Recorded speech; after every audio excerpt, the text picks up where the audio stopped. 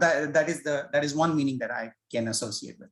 So Upanishads were there, always there, but because of the rituals and the Hinduism, the way it progressed, and then it digressed from it.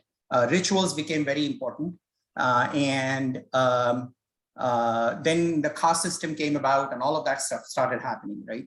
So, so basically, and then Buddhism and Jainism, you know, these were the other sects that started getting away from Hinduism because they said, hey, you know what, we can't really deal with this. The rituals are too much, and you know, this is not really helping anybody. So Buddha did the Buddhism and all that. So about maybe 1,000 years later, so Shankaracharya, whose picture you see here, hopefully you guys see my screen, right? No, we didn't. We didn't see you. You want to share your screen now? Oh, sorry. I thought I shared my screen. Okay. 1 second. Hey, SK. When people have questions, do you prefer that they interrupt or save our questions until you finish? I will take pause, and then we will go into question answers at that point. Okay. Okay. So sorry, no, we have a problem. Okay, go ahead. I'm going to fix some technical problem because the 52 live ideas link is wrong. So, okay. Okay, so you see my screen now? Yes. Okay, great. Adi Shankara, Shankaracharya is what his name was, the person who basically sort of resuscitated the real meaning of Hinduism.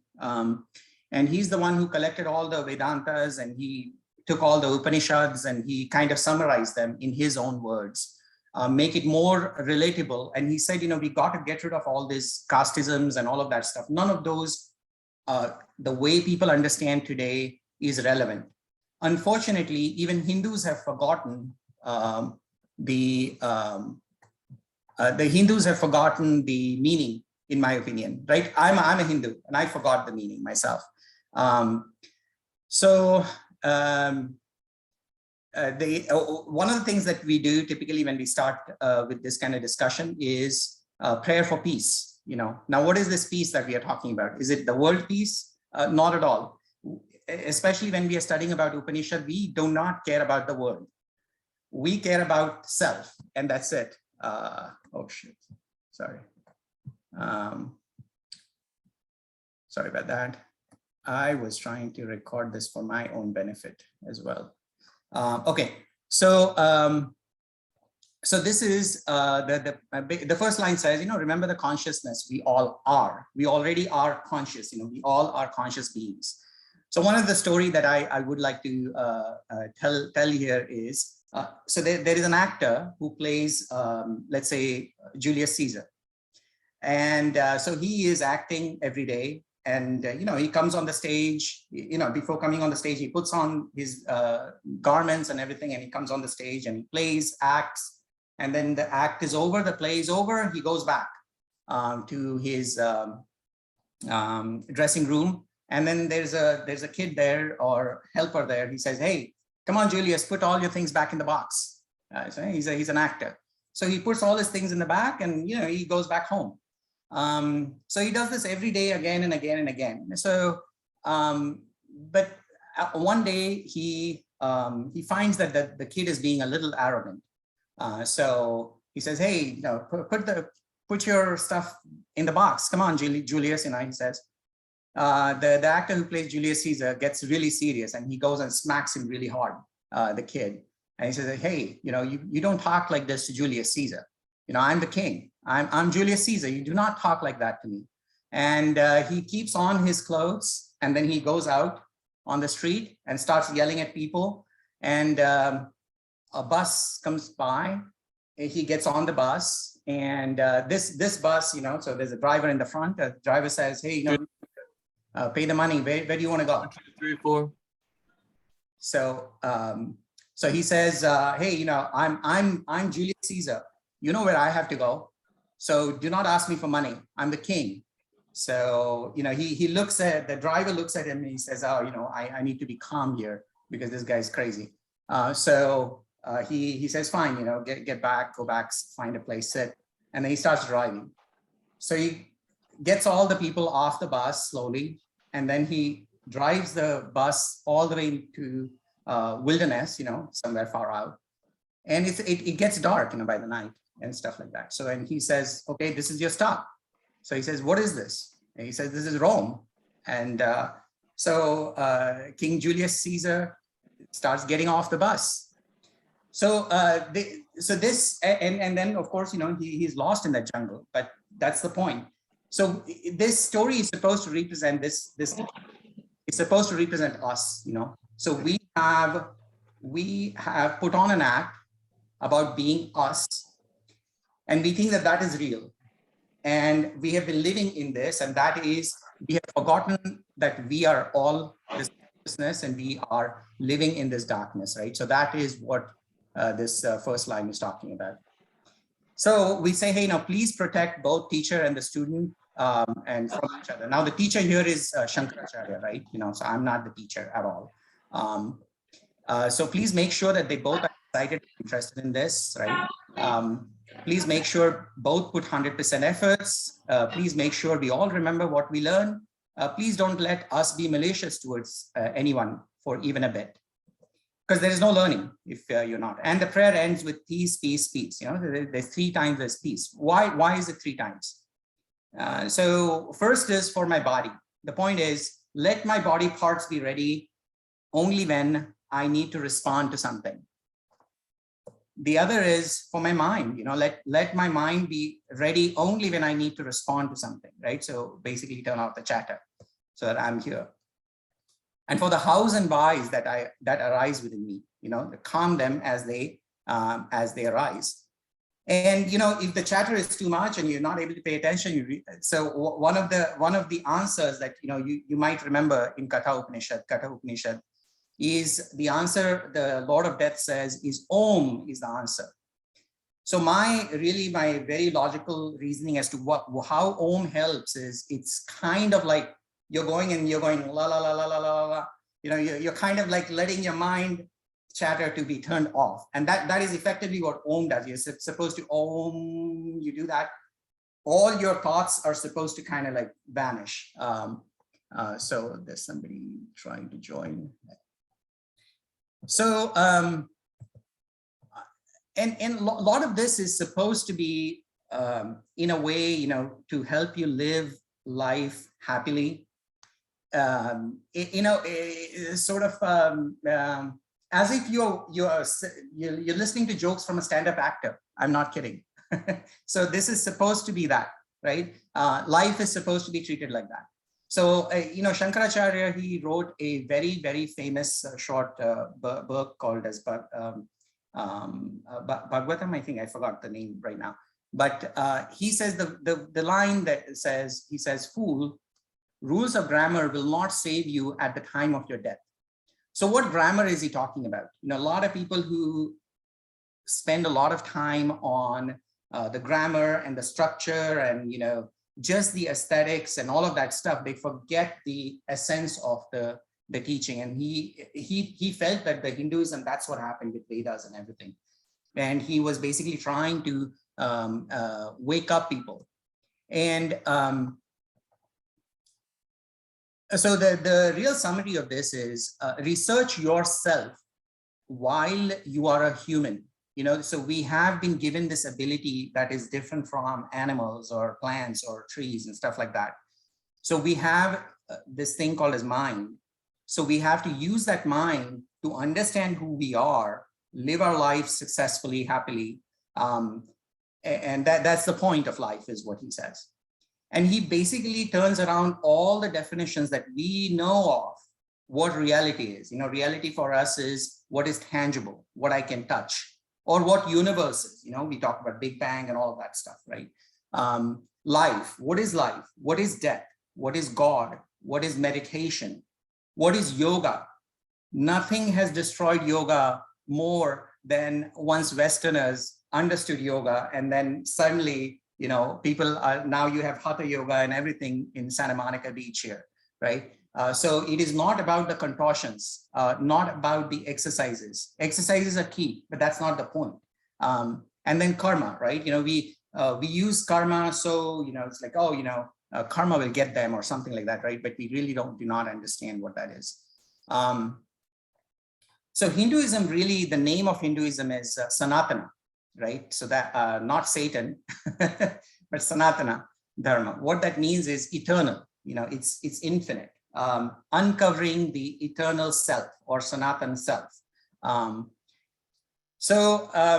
There is the Tao and there is the that, which is something that we think we don't know. Like, somebody created us. People believe a variety of things. People think nobody created us. We just are biological organisms, blah, blah, blah, right? But we sometimes feel like, this is me. Or in this case, Tao, self, ego. And then we think our boundaries are me, my mind. These little circles basically represent my body, my clothes, maybe my house, my family, my kids, my friends. It could also be things that I know. We think I know about India, so India is in my universe. I know about Mars. I know about Pluto, so that is in my universe. I know about Einstein. You go back in time.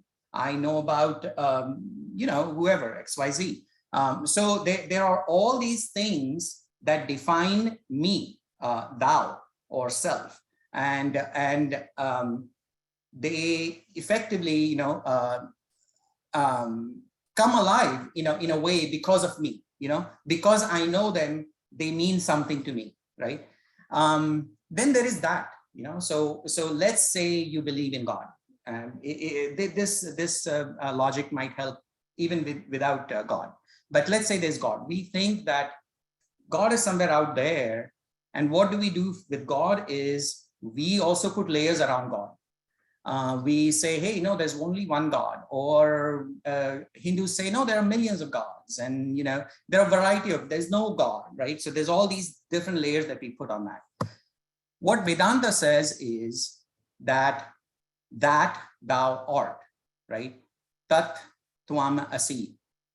So you are that, basically. So he says, you who you're sitting, you are it. You are the God, you're the consciousness. Be aware of that. That's the point of it, right? So I'll take a pause here and I'll just read this quote. The birds have vanished into the sky, and now the last cloud drains away. We sit together, the mountain and me, until only the mountain remains. So this is, I'm sure some of you have already read this, but this is interesting, right? So to kind of think about what the author is saying. He has vanished and the mountain remains. So while you guys are meditating, if you guys want to pause and talk, now's the chance. You can talk about anything, like the Katha Upanishad, the article. You might have read the article. If you want to expound on that, or some other thought that might have come to your mind. If you have any questions. Yeah, I'm sorry. I'm really sorry. On the one of the meetup page, the link was wrong. That's last time's link. So a lot of people joined late. I'm sorry about this situation.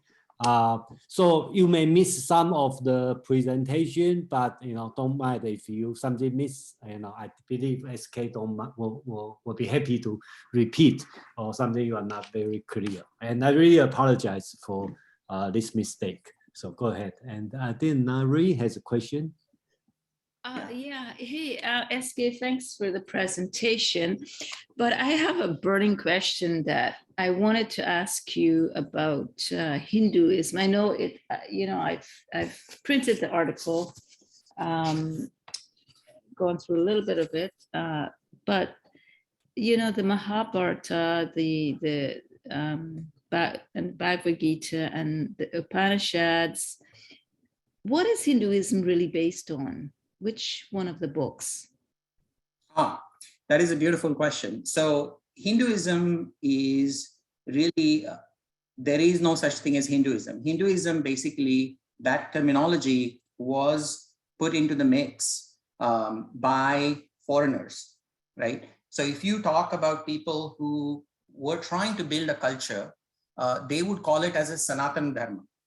So what happened was, along the Indus Valley, there was a valley around near Pakistan and Afghanistan. And it was outside the border of Persia, the current Iran. Persia was a very flourishing culture back then. So then these dwellers who came around the valley, they started Vedas and all that stuff, right? So what Persians did is they said, hey, you guys pass the Sindhu River, whoever is living there, you are Hindus, or something like that, right? So they are, so that's pretty much how the terminology came about. But Vedas there's a lot of things, a lot of mysticism around it. There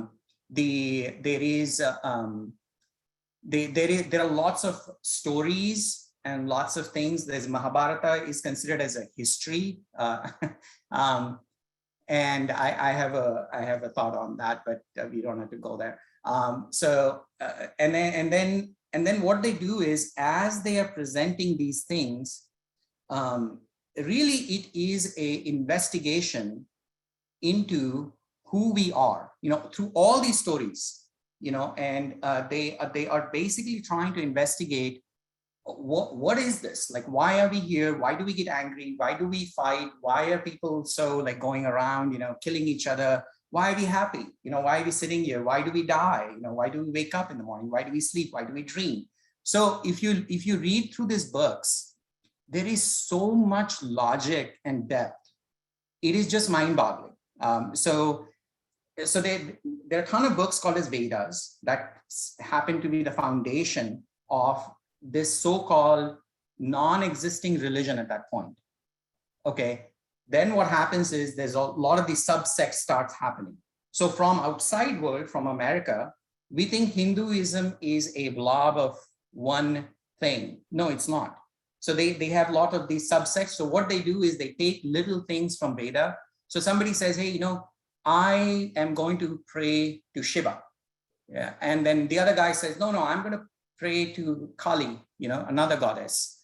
I'm going to pray this. And then sometimes they fight with each other. I'm not kidding. But they all come from the same books.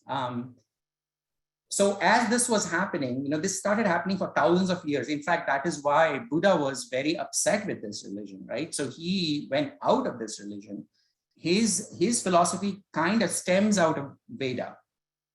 And so then Shankaracharya, the teacher, he basically says, he basically really brought the ideas, philosophies together, saying, guys, this is not about caste. This is not about, you keeping people slave. What does this terminology of slave means is different than what you guys have interpreted. So he really fought very hard. He was a very young kid when he got, really inspired, and he did this. He died pretty young. He was 32 when he died. But he has a very inspirational story, and all the things, the different the explanations that he has written are so relevant even today. And they basically knock down everything about Hinduism that we see, and people live that today too. People today, Hindus have forgotten about Vedanta. They don't live the life of a Vedanti, as they should have. If we all lived like that, I think we would not have these things. The whole point of this is there are no boundaries is the point. They're saying that we are infinite. A lot of our fights, or a lot of our struggle is because of me and you. There is this difference. And that is where Hinduism, they basically is about the fact that I'm infinite, you are infinite. We all are infinite. But there's no such thing as infinite, right? When everybody is infinite, there's only one infinite. We're all one. That's the point. Oneness. Oneness is the basic philosophy here. Thank you. Donna.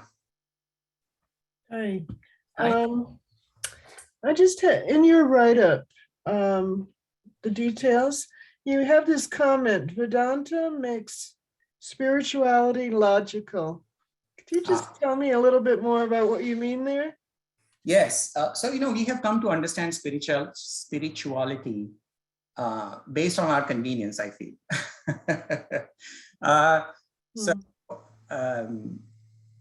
Some people don't want to go to church because they have seen some stuff about church that they don't like. Some people don't want to go to Indian temples, Hindu temple, because they don't like some things about that, right? Because a lot of it is very ritual based, and so there is all these things, right? So and as we are becoming more science oriented, we need a little more justification. We've gone are those days when only few people can read. Those used to be the days back then. Now everybody can read, everybody can understand everything. There are rockets that are being sent all the way far reaches into the universe. No more do we treat sun as God or moon as God, right? Those days used to exist. Now we really have to think logically as to what does spirituality mean. And I think majority of us would understand what spirituality means. It's not just yoga. The way we have understood meditation is absolutely not meditation. We will cover some of that today. So that's my point. I think it is going to be very logical in the sense that you listen to that, and it really has nothing to do with you converting yourself to Hinduism. None of that. That is all BS. It is just a matter of how you live your life. Yeah. Did you have? Okay, then one last clarification then. The translation that we read is a narrative. And I know the power of narrative, but you are saying this also has a scientific component? Okay, science. Okay, so Donna, okay, fine, I'll just mention it right now. Actually, Donna, do you want to hold off? Because that you're literally stealing the heat, stealing the thunder. No, hold that thought. You're gonna enjoy it if you pause. Yeah, Paul. Yeah. So going back to this analogy of the actor who's playing Julius Caesar for a minute, if the actor, while he's on stage wearing his costume and makeup and playing the role of Julius Caesar, if he holds before his mind, I am an actor on stage wearing a costume and makeup and playing the role of Julius Caesar, he won't be able to give a very convincing performance. Should we, as we go about our lives, always try to keep before our minds that we are playing a role, or are there times when we should sort of, lose ourselves in the role? Yeah, I guess that's my question. Oh, that's a beautiful question. And the answer to that is you're going to realize it. You want to get lost, but get lost while you're laughing at yourself. Get lost enough to engage with the other person, knowing that other person is you, okay? The person that you're fighting with is you. The person you're angry at is you. You are acting, remember that. But then in that acting, think about how well these Oscar performers work in their role. They know that they're acting, but they put their 100% in it. And you know what? We are already doing that. Yet we are doing that, but we do not know that we are actors. So it's a kind of a reverse process. It's not that we want to act, we want to realize that we are acting. And then we participate still. Don't once you realize you're acting, don't just give up talking to people or engaging. That's not the point. You want to realize, engage it, and every time there is a situation that comes about where you have to something is going to happen. You're going to come. I have a couple of slides on that, so I will respond to that there. So okay, so there's a lot of material to cover. So in this little Lipo's statement, he is watching the mountain. He's staring at the mountain, and he is in meditation state. And he says, "I have vanished, and only the mountain remains." Beautiful statement, right? And this is effectively, in a way, Zen, Buddhism, all that stuff, right? I am nothing. The mountain exists. So I have lost means ego has lost. Now there's so many different ways to take that sentence. One other way is, let's think about this mountain. I am also carrying a mountain. In fact, what Vedanta is trying to tell us is, I have forgotten I. So what we think I am is not the I that Vedanta thinks you are. Okay, sorry if that's confusing, but we have forgotten ourselves, and it is that mountain that is all that remains. What is that mountain? So what is this human experience that we talk about, right? There is I. We are all familiar with that. I. What is I? I is not you.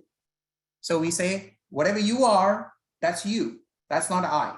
I is what I say I. So it could be my nail, it could be my hair, my eyes, everything, right? You know, you can start defining what your I is, and it can go on expanding. Once the hair falls down or the nail falls down, we never call that broken piece as your I, right? As long as it is with you, you say it's I. Whoops, sorry. And then there's death, right? So we know that I exist and there's death. These are the two truths that we cannot deny. There can be a lot of science around this, but we all can agree on this, that there's an I and then there's a death. And then there's all this stuff in the middle, right? You know, we have roles, we have moms, we have sisters, we have mothers, daughters, you know, brothers, husbands. So we have a set of names that we understand based on our language. So our internal universe, if you close our eyes, our internal universe is basically names. It's a bunch of words. And then there are forms. You open your eyes, there's forms, right? You know, you see the monitor of the screen, you see things, the shape, all that stuff. And we start suddenly realizing, hey, this is my perimeter, this is my boundary. There are others. Some people believe in God somewhere out there. Some are afraid of things, or many are afraid, in fact, I would say, fearful of things. Many are suspicious. You know, now think about day-to-day life, not right now, day-to-day life. We are suspicious about people. And I would say 99% of the time, when something happens to us, or something happens in our lives, or something happens in our country, or our party, or whatever, right? We are always trying to find the blame with others, right? So we are never wanting to look within ourselves. We have ton of desires. We definitely have likes and dislikes, you know, welcome to Twitter. Thoughts, ton of thoughts, or constant thoughts. And, you know, people, a lot of meditation practices say, you know, we got to kill the thoughts. And we're going to talk about that. That's not the way to go about meditation. Then what do we have? We have a lot of skills, right? We say, I means I have this, you know, I'm a software engineer. So that's my skill, that's my job. I have a house, you know, I have $1 million house. You know, this is me. Or I might be an artist. I might be a musician. And you know, we totally connect with that. We say, that's me. And, you know, so we think that art is supposed to give me peace. That's not true. We see, if a scientist, you know, that science is supposed to give me peace. That's not it. Pleasure, you know, we are constantly, there's pleasure, there's greed, there's anger, you know, there's a lot of our actions are based on that. There's impulsiveness, right? So we take decisions many times that, hey, you know, we just want to I need this, I need to buy this, or I need to eat this, I need to eat this ice cream, or and we also run into dilemmas and we just don't know what to do with it, right? So this is effectively what a human experience is, right? So so remember, within my space, or let's say my mind, when I close my eyes, I'm not seeing any forms, right? And inside that darkness, when I close my eyes, I still have words, ton of words. Those are the names. And when I open my eyes, there are forms. So there are these two universes, one within us, one outside us. So remember that we have two things going on. Ego, that's me. Again, throughout this lecture, we are going to talk about ego and ignorance. So ego and ignorance, there is no negative connotation with it in Vedanta. So we will talk about what that means. Ego just here means the so-called what we think as me, right? And so just take it that way. So there's nothing negative about ego. So yet we say humans suffer from ego, and humans like to judge others, you know. So this is something that we do really best. You know, we say, hey, you know, it is easy for us to sit here when a friend comes along and he says, hey, you know, my marriage is not going well, you know, like something has happened, some bad thing is going on. And then we can, outside of that marriage, we can say, hey, you know, have you tried this? Or, you know, did you do this? Or if you really know that person well, you say, hey, you're going in the wrong direction. This is not good for you. Or, you know, you can say something mean, whatever, right? So these two qualities we cannot get away from. So this is my take on getting into Vedanta, right? So there are lots of many ways to go into Vedanta, but this is my take on it. And we love to give advice. So this reminds me of Oscar Wilde. You know, I think he was the best Vedantin that there was, by the way. He didn't know. And that's the best thing about Vedantins, is that if you don't know you're Vedantin, that's the best thing. But if you think you are reading this and you're going to follow this, you might miss it. So he says, I always pass on good advice. It is the only thing to do with it. It is never of any use to oneself, right? So this is typically us. You know, we write these posts on Twitter. We say one thing to our kids, but then we behave something differently when we are by ourselves, right? Things of that nature. So two things, right? Ego and judging. So we can't get rid of that, right? So let's see what we can do with that. So we know that humans have ego, and humans like to judge others, this entity called as others. So let's talk a little bit about life. You know, so now that we know about ego and others, so when we look at ourselves, you know, be it in the mirror or just me, myself, we notice some lackness, right? Something is lacking. I don't have this Tesla car, or I don't have a swimming pool. I don't have this. Or I wish I was more expert in Sanskrit. You know, those things. Even education, even philosophy can be a lacking, right? So you want that. That becomes a desire. There are all kinds of gross desires and subtle desires. When I say gross, that doesn't mean dirty. Gross just means obvious, you know, just the big, huge, tangible, gross object. And then there's subtle. Subtle are something that you can't see, but it exists. And that lackness builds a desire. Once there's a desire, we take action. Now, once we take action because you want something, it always leads to joy or sorrow. What does that mean? These joys and sorrows, they always are limited in their time span. They come and they go. They come and go. So if you think you're successful and you're happy, that happiness doesn't stay for too long. And then you suddenly feel, oh, you know, I'm missing something. And then the life starts all over again. You see lacking and then you come back again. So what has happened in this type of lifestyle is, no matter how genuine your expectations of life are, how much meditation you do and how much philosophies you read and all that stuff, right? The true happiness is something that doesn't need any of this, actually. So how do we get to those kind of actions, right? And how do we get away from this kind of life? So we know that there are egos, there are others, we judge people, and then we have actions that we take. Our day is consumed with actions. So what are these different actions that we take, right? So some people believe in God, some people do not believe in God. You know, some people who believe in God, the point of believing God is not that you want something. You don't go to God, hey, you know, give me $1 million or, you know, this and that. The point of God, devotion, is it's supposed to realize that you're smaller than this entity, whatever it is, be it Jesus, be it Christ, be it whoever, Hindu, whatever, I don't care. If you have this notion of devotion, the idea is you have to go in by being small, and that's it. No asking for anything to God, right?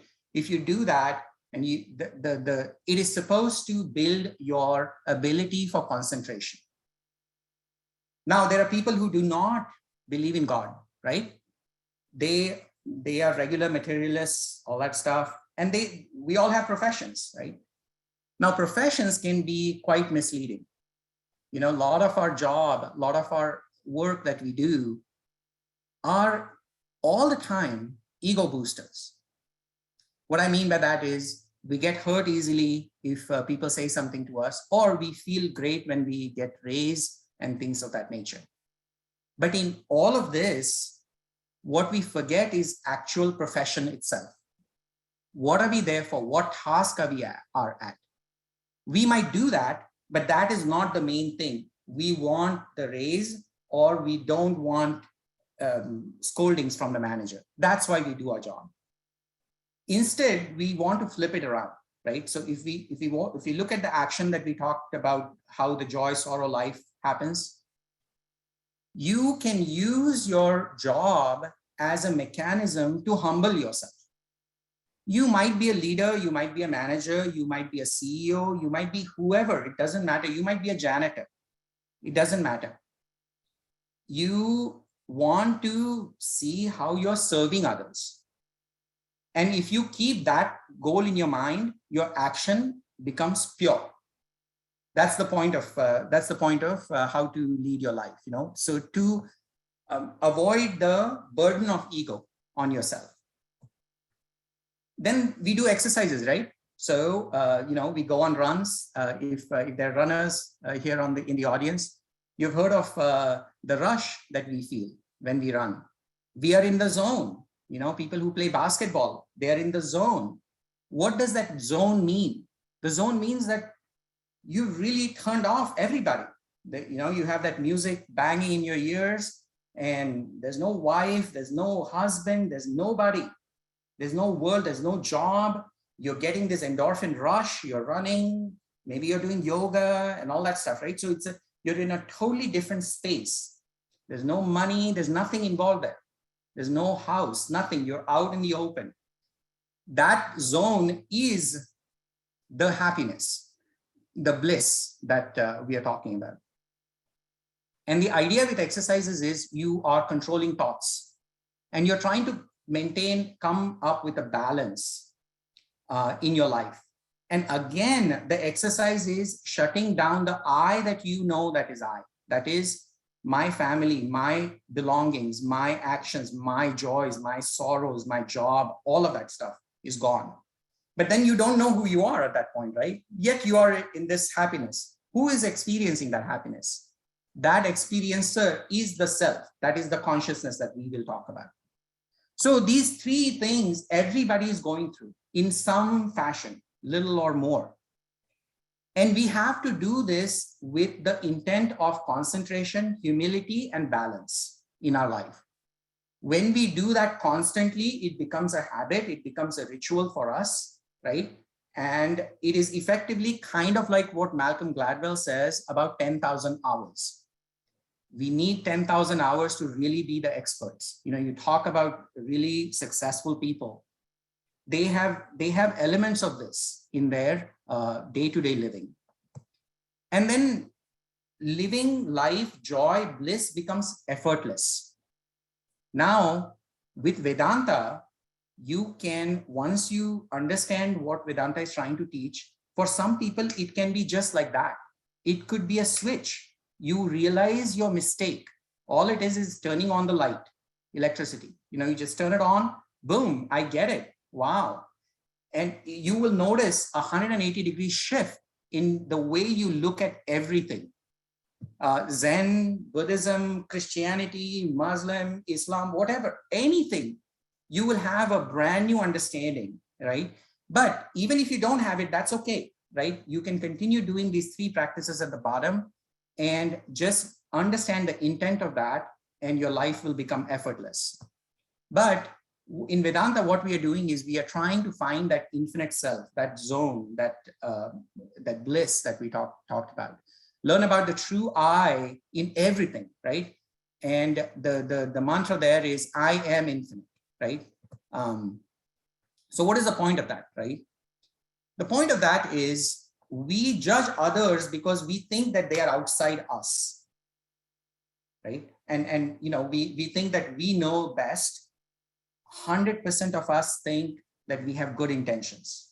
Everybody thinks. Nobody does any task with bad intentions, even bad people, even evil people. They all have good intentions. Everybody has good intentions, okay? And we just think that the other person doesn't understand, right? So now let's turn off the world for a second. And now what we are saying is, we are going to judge. We can't get rid of judging, okay? We are going to judge myself. I am going to judge myself. How can I do that? The way I do that is we are going to see what this capital self is. We separate ourselves, our mind, ego, body from, you know, from the so-called our consciousness. And we can observe ourselves, you know, like in every action we do, we can start observing ourselves. And we can judge ourselves, right? You know, we are the best. We can have a conversation within our mind saying, hey, you know, boy, you're doing something wrong there. This is wrong. Or this is right, right? So there is that. And what do we do about the others? Well, the others are also conscious being, meaning that they are part of this self, this infinite self. They are just like us. They are basically us. When we really have a deep understanding of this, we will truly enjoy our lives. We will make lives easier for others. So focusing on ourselves, we can make lives easier. We are not going to expect others to become Buddha, or they will continue doing their own thing. That's not the point. We are not going to have any say in fixing them. That's not it. We are only going to fix ourselves, right? So some of this has come up in other philosophies in the past. So, Paul, Joseph, did you want to say something? I just have a quick question. I can wait till the end Okay. if you'd like to wait. If you want to wait, I would appreciate that. Okay, all right, that's fine. Wait for that blue screen. When you see the mountain again, that's the pause. We are going to have a discussion, long discussion. Okay. Okay, sure. Thank you, Joseph. Okay, so self. What is the self that we talk about? Self is the awareness, the consciousness. I'm aware, right? I'm aware that I'm talking to you. I'm aware I can see Joseph, I can see Donna, I can see Jason, I can see Nari, right? And I can understand this. Something within me gives me this understanding, right? So that is the awareness that we are talking about. That is not our eyes. That is not our mind. That is not my lips, not my words. None of that is that, right? Okay, so what do we see on the screen? Obviously, immediately everybody's going to say a rose. And if you close your eyes, you can still know that on the screen there is a rose, right? So what that means is that there is a rose physically that appears to your eye, but you can also imagine that there's a rose. So that ability we have. So I see a rose. My eyes, there's a reflection of the rose through my eye, on my retina, and all that stuff, right? So we now, our mind is interpreting. So another way to say this is, in my mind, I see a rose, right? So that is another way of interpreting the same thing. Now, but is my mind by itself, like, you know, if I took my mind and just kept it by itself, plopped down my brain and say, okay, go see the rose, it won't be able to see the rose. My eye, if I remove it out of the socket and put it down, go see the rose. No, it won't. The eye needs the brain. The brain and eye by itself do not know how to see either. They need something else. There is something that this is one of the most difficult questions that even scientists do not know where this comes from. The so-called awareness, that people can explain that there is chemical reactions and all that stuff and all that, but really we do not know that. So I have a symbol for that, just a random symbol. Don't worry about what that is. I just didn't know what to represent that. And that is the point. It is formless. My awareness is showing me a rose, right? Effectively, that's what is happening. We can say rose is appearing in my awareness, right? So I'm closing my eyes, I open my eyes. It's as if electricity has gone through and the bulb is lighting something. And that awareness has gone out and it is looking at the rose, and then the rose has become aware, right? So from my perspective, rose is appearing in my awareness, right? So I can also say, hey, I can look around the room and it's my awareness that is gathering all the knowledge that is around the room. We can also say rose and my body are in awareness. See, now we are going in a completely la-la land here, right? So this is where you really need not just faith, but logic, and it will take a lot of exercises, a lot of little more studying about this to really appreciate this sentence.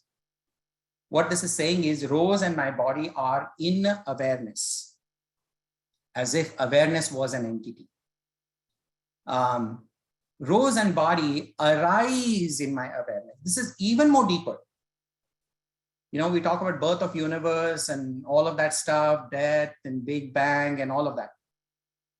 This is way deeper than that, right? So here what we are saying is we literally give rise to the universe, the so-called universe. We are the creators of universe, literally every time. Now, this is a bit more deeper, but suffice to say that we know that there is something called as consciousness. We talk about it, that kind of makes my mind aware, my eyes aware. I can talk, I can move my arms and all of that stuff, right? So what Vedanta is proposing is that this is all there is. Consciousness is all there is. Let's say there was no consciousness, there was no humanity, there was nothing. Then it doesn't matter, right? A tree falls in forest, there's nobody to hear, nobody cares, there's no tree, right? But if you're there, somebody listens to that tree that is falling, then yes, the tree exists and it has fallen. But here, so that's why here what it is saying is that there is all this is just awareness, consciousness. And this kind of radical thinking is, it takes some time to kind of really understand what the intent of it is, not so much in the context of gravity or physics laws or, what Newton was trying to say with ether and all of that. That's not the point of it. The point of it is how does it help me live my life such that I'm happy and I bring about happiness around me. That's the point of it. Okay. And we'll talk more about this. So what does our routine life looks like? We are born, day comes, that's the yellow sign, we wake up, we fall asleep, we see dreams, and then we have deep sleep, right?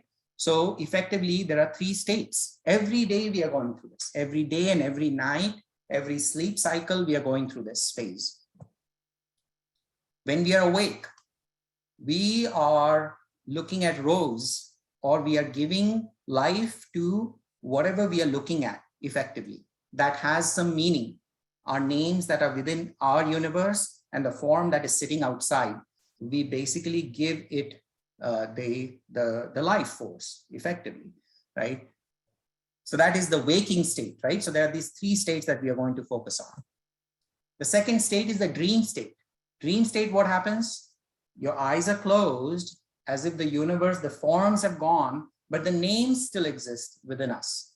Those names are now, our mind is building imagery for us, right? So our mind has thoughts and it is building different scenarios and we are enjoying the dreams. Now remember, the guy who is in the dream state doesn't know about the guy who is in the wakeful state. Why is that? Because we know that when we are dreaming, we are scared. We are sometimes really afraid. We feel like this is a horror that we are living through, or nightmare, right? So the reason they have defined these states like this is that we understand that this is literally two different states of us. And they are totally different. They're totally different. And then there is the deep sleep state. Deep sleep state is when even my mind is shut down. And now, what does that mean? What that means is that now you're totally one with yourself. You know, we are going to talk about what that is.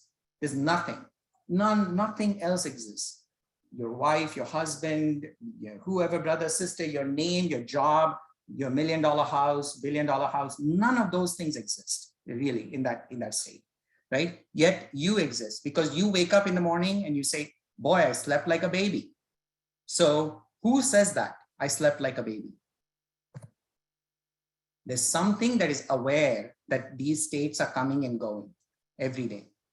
That is called as self, the capital self, or the witness. And what Vedanta proposes is that in that state, really, there's no time. The time stops. And there's no space. There's no really geography there. So it is infinite. That particular thing that is giving you that consciousness is infinite. It's existing everywhere. Has no form. You know, you can't really take a picture of it or anything. And it is also called as Turiya, but that's not the point. Don't get yeah, don't worry about that one. But the point is, you go deep sleep, wakeful, deep dream state. You know, that is continuously happening. You're churning through it all the time. And so in all of this so-called reality that we say, hey, you know, I'm holding a cup, right? We think that that is real, but that's a conditioned reality, right? So that is something that is based on what we think is wakeful. And so there are three roles for our body. One is the physical, which is our transactional reality, you know, life where we buy, sell things and, you know, do activities, you know, love and fall in love. And, you know, we have diseases and, you know, all kinds of laws of physics, actions, all those things. And then there's the dream reality, which is subtle. And then there is the no thing, nothing exists in that, right? So that's your deep sleep. Now, a lot of this is explained in something called as Mandukya Upanishad. So if you want to dig deeper, I would say you should pick up this book. Now, why do we not understand this kind of reality? Why can't we take a picture of it? Or why don't we really understand this? The best way to realize this is we live in a domain of 4 dimensions, X, Y, Z, and T. You know, I don't know how many engineers are there in the room, but X, Y, Z means space, you know, like height, width, and length, right? So we know that object exists geographically. And then there is time, you know, we can say it happened yesterday, it's going to happen tomorrow. So there's the time axis. Those are the 4 dimensions our mind is able to understand. But this particular self that we are talking about exists in a totally different domain. And we cannot understand that. Now, the best way to understand this analogy is, I don't know how many of you have read this book called as Flatland. I think this was written, oh, you have it. Look at you. It's a beautiful book, beautiful book. That's a wonderful book. I read it when I was a teenager. Exactly. And then I think that's changed me a lot. It is. It's mind-blowing. It is. And this is the thing, right? I think one of the things that Vedas say is all the rivers lead to ocean. What that means is we all are on our journey, follow Vedanta or not. You all are going to end up in the ocean. Not that you're going to die, but metaphorically, you know, the Flatland writer, He had nothing to do with Hinduism. He was somewhere in Britain. You know, he has nothing to do with Hinduism. Maybe he did. So what? He got inspired. Yet he wrote a book where what happens is, just so you understand, there is this world of 2 dimensions. And the main character of the book is square. And they don't understand height in that because there's no notion of height. So one day, a sphere comes there. And this, from square's point of view, it's a circle because, you know, you take a sphere and in the plane, you can only see circle. So the square says, hey, hello, circle. And the sphere says, well, I'm not a circle, I'm a sphere. And I'm going to explain to you. So the square says, what is sphere? There's no such thing as sphere. So the sphere says, no, there sure is. And the sphere kind of moves up and down, you know, from the plane. As he moves up and down, the circle changes its shape, you know, it increases and decreases. And he just completely amazed. The square says, oh my God, how are you doing that? So tell me more about that world, right? Now suddenly he's intrigued and he wants to know more about that world. And that is, in fact, I'm going to bring it back to Katha Upanishad, right? So when you read that, Nachiketa, the little kid in the book, he is that square. He is the one who is talking to death, who is in a different dimension. And he's saying, tell me more about this. And that curiosity is not sort of like a, hey, you know, I know better and I want to find mistakes in your theory. That's not it, right? It's a true curiosity. And that's why in the article, you will see Yama, the Lord of Death, basically says, hey, you are an ideal student and I happen to be an ideal teacher and I'll teach you this. So coming back to this particular thing here.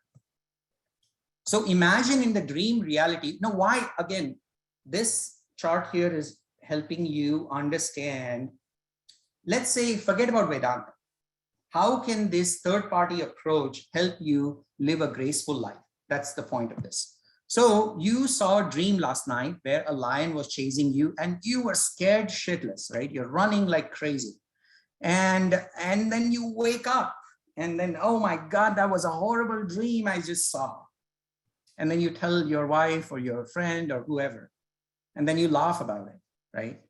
Now, let's say there was an ability, you know, now you've explained that in real life. Now, let's say you had an ability to kind of go back in time or re-watch that dream with the knowledge that it is a dream, right?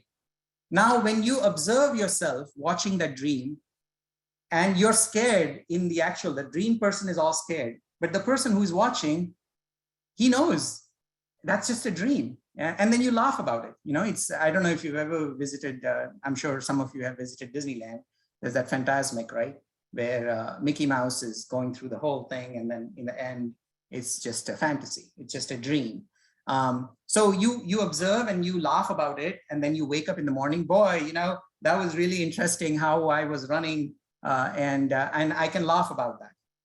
So this is easy to imagine about a dream world because you come to this other world and you're like, oh, I can feel my arms, I'm happy, this is good. Now, what we are saying is that, what if you also had an ability to observe your day-to-day transactional life also? You can, right? And we do that. Very subconsciously, we do that. But here we give you a vocabulary. Vedanta gives you a vocabulary. It says there's this thing called as Brahman. There's this thing called as Atman. And that is the self, you know, in English, we'll just call it self, capital self. And that is the absolute reality. That is the reality. Everything else that you think is real is not real. That is the reality. Now, from that point of view, that is the same guy who knows that you slept like a baby, right? That is that guy. And we all have that. Right? So from that point of view, you can observe your real life nightmares, real life scenarios, and you can laugh about it. You can say, aha, wow, this is happening to me. Interesting, right?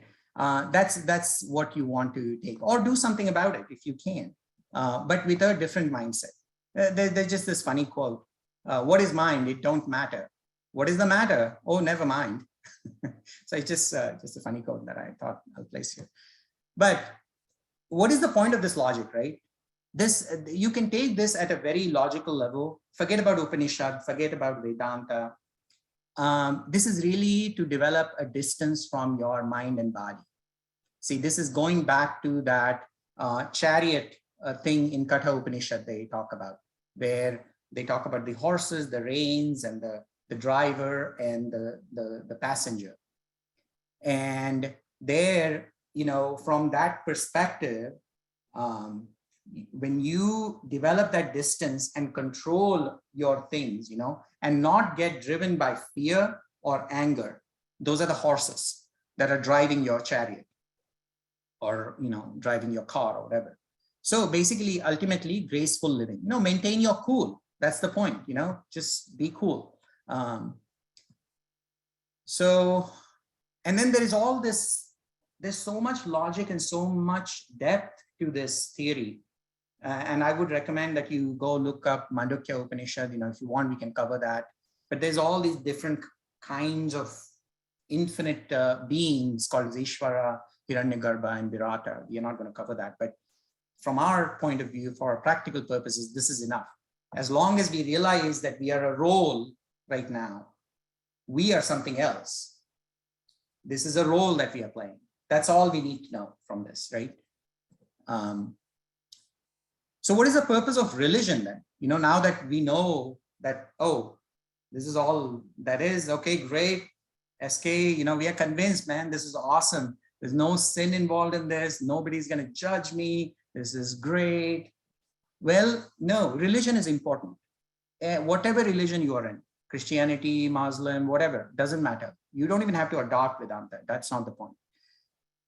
You are still going to be in these different phases with these religions, you know. You are living your life with or without religion. You're going to have suffering. You have bondages. Means, hey, I love my kid. I can't let my kid go. This is, in fact, my real life experience, you know. So when I came to Vedanta, my daughter was leaving home. So she was going to college, and it was an empty nest syndrome for me. And I had never lived my life without kids. And it was a very, very much of a sorrowful experience for me. Like, I was really, really sad. And I was in like tremendous darkness at multiple points in my life. And that was one of them. And so there was that bondage, you know, like I really was wanting to be with my daughter, and didn't really realize that, you know, she needs to be in the college, and that, you know, that is a life that she wants. Now, it is easy for somebody from outside. Like, if this was happening to a friend of mine, I would say, what are you doing, man? You know, you just be cool, right? And that is the point. Like, I had to just watch myself and say, hey, you know, be cool. And Vedanta actually helped me quite a bit there. And then we have all these phenomena through religion, like salvation, freedom, moksha, nirvana, like all of those things, right? They all basically are going up this ladder. And throughout all of this process, you know, like we talked about, make sure you have, you know, there's some kind of devotion, some kind of action. Of course, action you can't avoid, and have some exercise, right? Concentration, you know, humility, and balance in your life. And then you can approach the self. Now, what is happening in our individual bodies, right? Our body has senses and things, and I call it like space, you know, like this is what defines my body. You know, it could be a lot of things. It's just my hands, or, you know, we could include a house in that as well. Then there's the brain, where our mind is, right? We think. And then there is thoughts, and a lot of the times, at least in Vedanta, there are books again on that, where they prove the mind exists only because we understand this notion of time. Every time we talk about past, or we talk about future planning, that's when mind is alive, and mind is super happy. Ton of chatter around that, right? If you're sitting with a friend, you say, hey, you know, like, remember that thing, and, you know, then you go back and then you start talking about that story. Now, once you have narrated that story, the other person has to do a one-up story, right? Then they go back in their past, and then they say, look, my story is even better than yours. And then the discussion goes on, where people are just sharing the past with each other. Or we are planning about the future. But there are times when, you know, the running experience that I said, the runner's high, or when you're playing basketball, when you're in zone, you're not narrating any story about your past, nor are you planning for future, yet there is bliss. Mind has been literally killed at that point. It is shut down. And because time has been squeezed, right? There's no more time. And then we have the brain, we have intellect, and that little c, we know, right? Even without Vedanta, we know that we are conscious beings. And we know that when there is a robot, you know, who can move its arms, we know that that thing is not conscious. It can move its arms, but it's not conscious. We are conscious. There's something that makes us different from this other robotic thing. So what is our state today? Our ego, our suffering, our self, lowercase self, is basically a function, you know, whoever are math experts here, dx, dy, dz, dt, dc. What that means is change in space, x-axis, y-axis, z-axis, and time, change in space and time. And then there is a little bit of consciousness change, up or down. And what we are talking about is sit quiet, as be in your religion, whatever religion it is, and let it stop the space for you, stop the time for you. As you stop all of that, you're going to reach into another level of consciousness, and that is the capital C. And now we are talking about that self. Once you reach there, you're not going to worry about geography, the space, neither are you going to worry about time. And this is the answer that the Lord of Death gives to Nachiketa. So Nachiketa asks him, hey, how can I live? You know, what is this death? What happens after death? He says, you're asking the wrong, I mean, he doesn't say it that way, but he says, let me explain you about death. And you know that those 3 lines that I talked to you about earlier, every day, every sleep state, every waking state, we are dying and we are getting rebirth. That is a much more deeper understanding of this. Every day we are facing this death. It's not just when we are completely lost consciousness. So the point is that every day, you know, whatever we are today, we are nothing like that. You know, it is easy for us to say, you know, 20 years ago, look, that's what me was back then, right? So that body is gone. This is a different body today. Every day, different cells, different organizers, different stuff that we get, right? So it's just a jacket, basically. Our body is a jacket. So if you are, the point of this is, if you are somebody, if you are somebody, you are always going to be disturbed. If you say, hey, I have this physical thing, when I twist it, it is going to hurt me, right? In that sense. So if you have that body, if you really, that ego, if you have ego, you're letting somebody hurt it, right? If you totally kill the ego, nobody's going to hurt you, right? You're not going to feel it. You're going to be like, okay, I don't care. But so the point of this whole thing exercise is just be a nobody, be an ordinary being, be here and now. Don't think about the past. There's one exercise that one of the Swamis does is he says, I'm going to give you a mantra. And today's date is December 4th, 2021. Everybody repeats that, December 4th, 2021. And then the Swami says, all right, so today you're not going to talk about anything up to this date. You're not going to bring up the past, December 4th, 2021. That's the only day that exists for you. You're going to talk, if you want to talk about anything today, you're going to talk about this day. That's it. So that's another meditative exercise where you totally turn off your past, yesterday, years ago. So that is one way of turning off your sufferings, right? Ultimately, the thing is like, be lighter, right? So religion, God, spirituality, yoga, Zen, all of these are ladders, right? You know, and in the ladder, as you're putting your feet, you put your feet on the next rung of the ladder, then you have to let go of the bottom rung, right? Then you have to put your feet up, and then you keep on going up.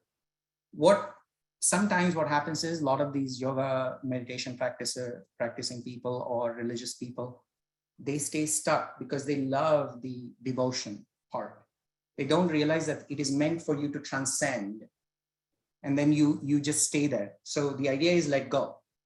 Let go of this world, let go of the body, let go of your attachments, be yourself, let go even of Zen, let go of meditation. Don't be enamored by anything in this world and keep moving back to yourself.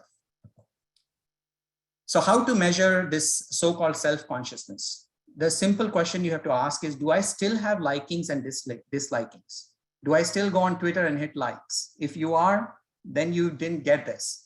Do you still have this need to have like an attraction towards family, importance of people, importance of God, religion, yoga, or Buddha even? Then you don't understand this.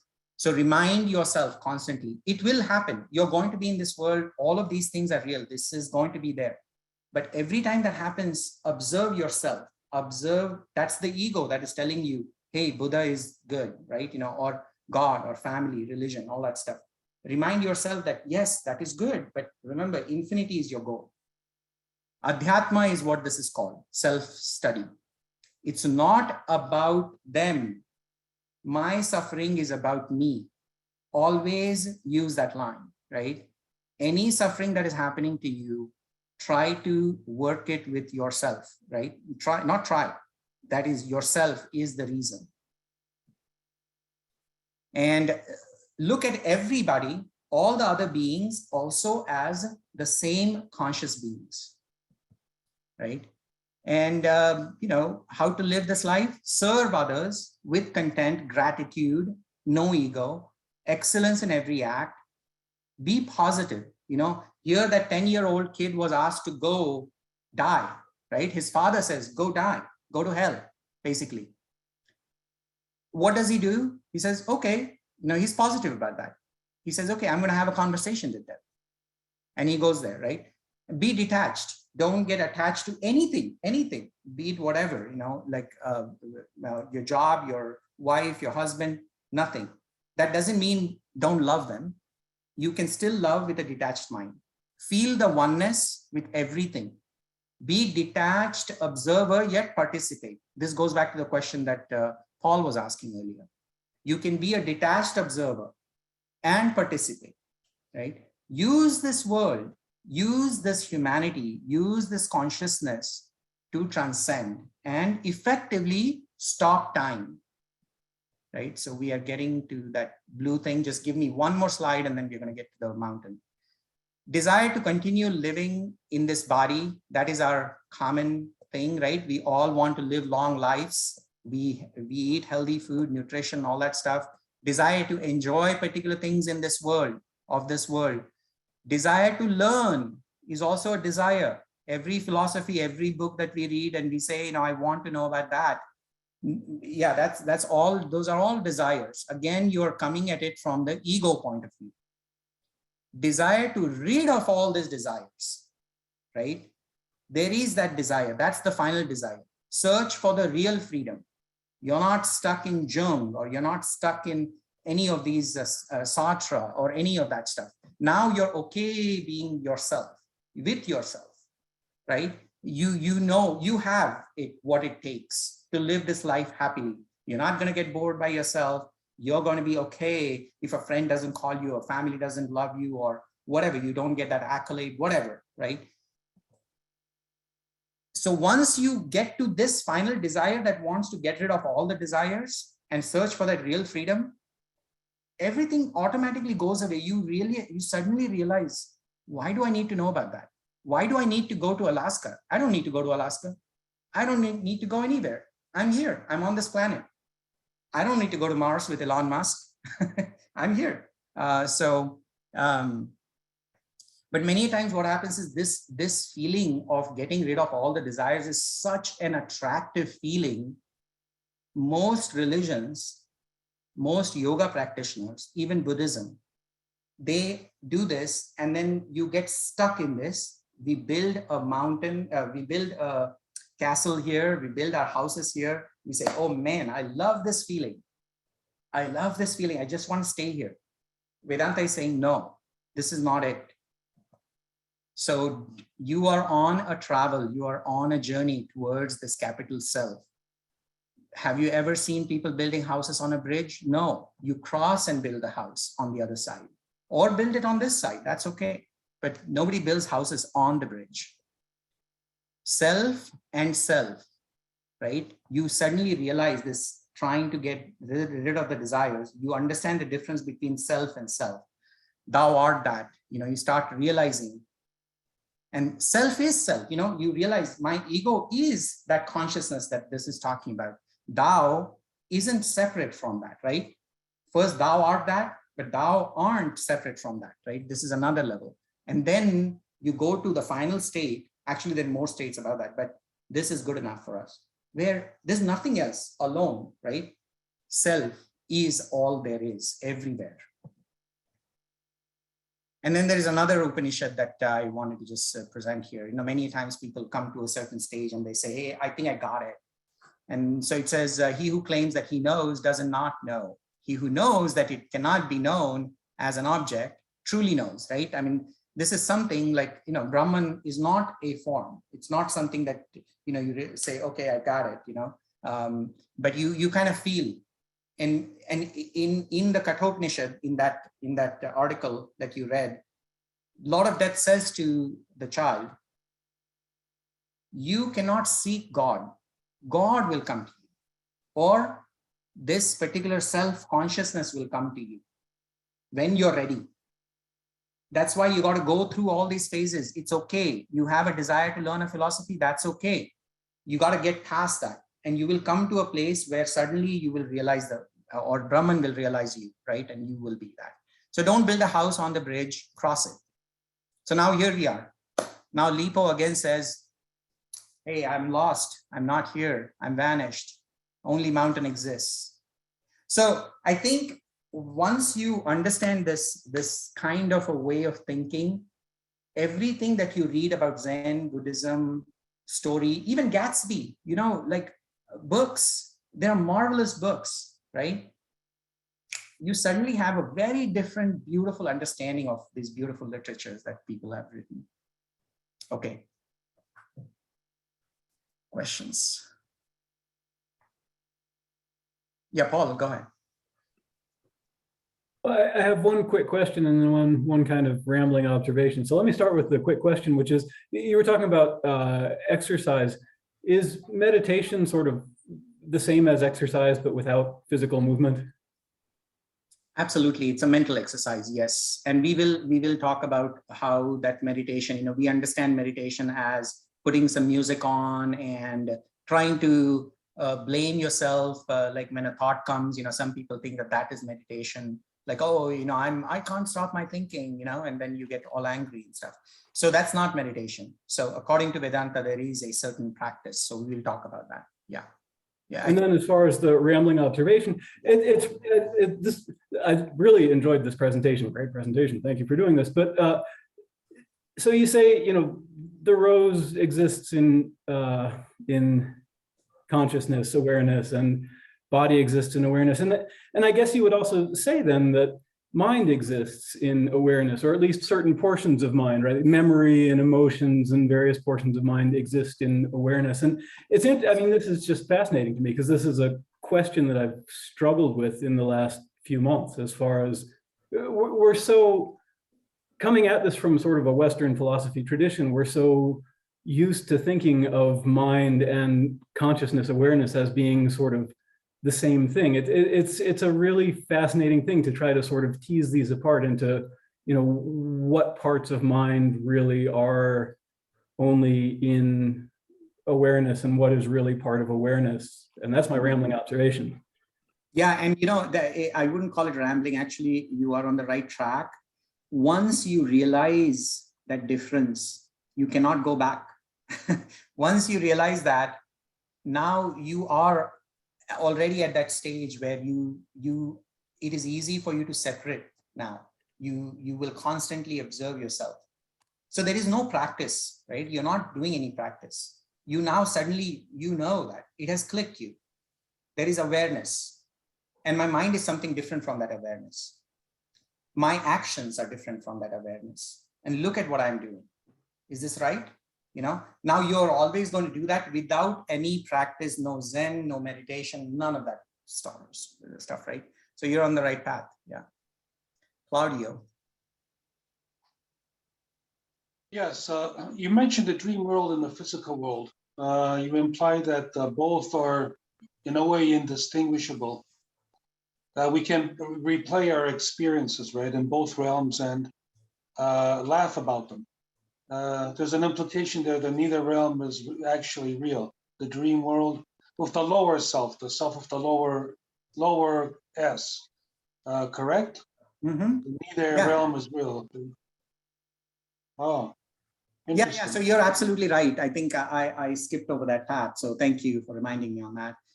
So the dream world and the waking world, I just didn't want to throw this bomb because I thought that would be a little too hard to digest for people.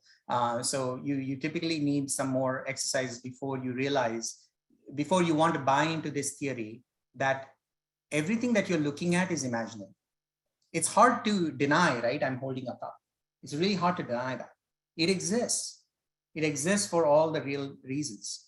But what we are saying is, as we are observing something, there is a certain way to interpret certain, things that affect our life's choices. Like this is easy thing. This is not hurting me, nor is it hurting my family or anybody, or maybe whatever the contents in this mind. But that's not the point. The point is, like, when there is something really crazy going on, or there's a dilemma, or there's a desire, you really want to eat a bucket of ice cream or something like that, right? Those are the times when you want to kind of separate yourself and say, what am I doing? And we're going to come to this thing where we're going to talk about this chariot analogy, and that will really start making this clear. But you're absolutely right.